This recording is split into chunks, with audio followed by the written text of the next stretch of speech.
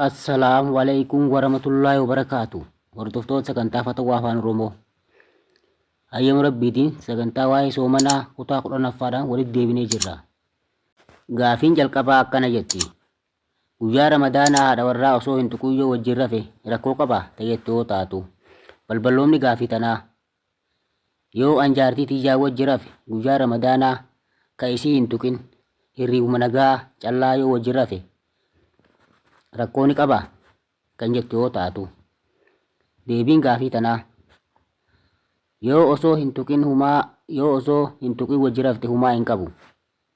Dubartii ofii Ramadaana keessa waliin rafuun ni ta'a. Guyyaa Ramadaanallee taanaan halkan Ramadaanaa qunnamtii saalallee godhuu ni danda'ama. Guyyaa Ramadaanaa ammoo ka qunnamtii saalaa hin goone nagayumaan wajjiin rafuun rakkoo hin qabu.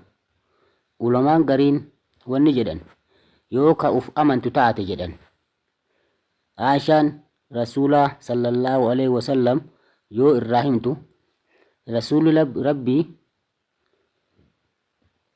Rasuulli Rabbii sallallahu alaihi wasallam Ramadaana keessa dubartii isaaniitii wajji taphatan homaa rakkoo hin qabani jennaan.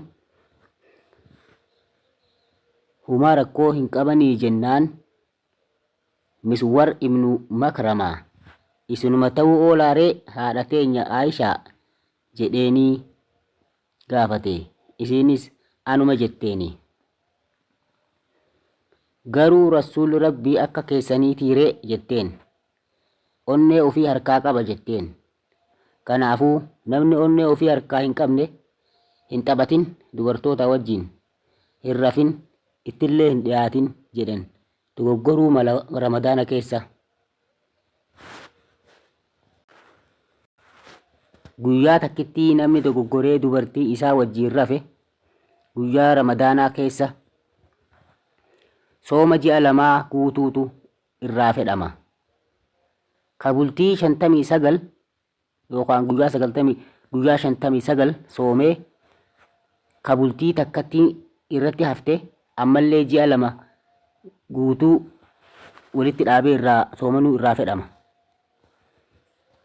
Bultii 60 walitti aansee soomuutu irra jiraata. Kanaafuu guyyaa takkittii kasaaranii guyyaa 60 kafaluun dubbii jajjabdu irraa ooluutu barbaachisa. Garuu nama aqlii qabu nama ilmii qabu dubartii isaa silaa ni beeka yoo akkanumatti dubartii isaa wajjin rafee osoo isii hin tuune kaka'u taate ka harkaa uf qabu yoo taate humaa rakkoo hin qabu inshaallah. Abbaan hukumii tanaa Sheek Alii Jimmaati. Gaafiin itti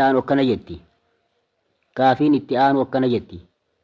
Nama guyyaa tokko soomaa guyyaa biroo balleessu fitirii irraa baasuun ni ta'a tan jettu yoo taatu. Balballoomni gaafii tanaa. Hukumiin nama yeroo tokko soomee nama yeroo takka faxaree sooma balleessaa deemu zakaatal fitirii irraa baasuun ni ta'a nama saniif tan jettu yoo taatu. Deebiin gaafii tanaa zakaatal fitirii irraa baasuun ni ta'a. Sooma inni balleesseef isaatu gaafatama. Ati garuu zakaatal fitiriin isa irraa yoo sirratti wajjabe irraa baasi. Yoo ammoo isarratti wajjabee jiraate innillee ofirraa haa baasu. Maaliif jennaan sababa maasiyaan tokko dalagameef maasiyaan lammataa dalagamuu hin qabu. Kanaafuu zakaatal fitirii baasuun ni ta'a. Abbaan hukumii tanaa Sheek Alii Jimmaati. Gaafiin itti aantu akkana jetti.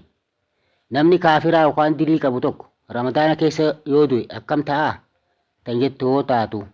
Balballoomni gaafii tanaa.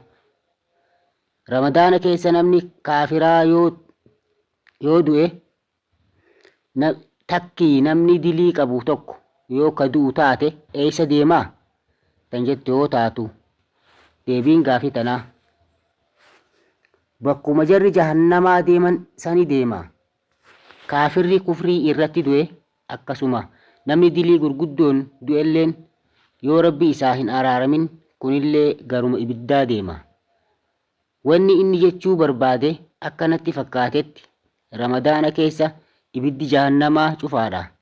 Namni kun eessa dhaqaa tan jettu yoo taatu bakkuma dhaqu hin qabu jechuuf deema obboleessi keenya. Jahannam cufaa waan taateef bakkuma dhaquu hin qabu jechuuf deema jechuudha obboleessi keenya. Warra kufriitiif ibiddi cufamee qulfiin itti ejjetaa jira jechuu miti. Warra kufriitiif ibiddi cufamee qulfii ta'ee jira jechuu miti. Kufriin bakkuma ufii durii dhayitu sanitti dhayiti. Namni kufriidhaa bakkuma ibiddaa dhaqaa jechuun ibidda jahannama seenaa jechuudha. Ulamaan Islaamaa bakka 4-5tti gaafii tanarraa wal gaafatanii ibiddi kun zaahiruma hulaan isaa cufame jechuu moo silaafuu quraana keessatti hin dubbatamne hadiisuma keessatti rasuulli dubbatanii. Namni gartanii dhugumaan ramadaana soomee ramadaana irraa dalagate irraa faayideeffate jannatuma seena jechuudha.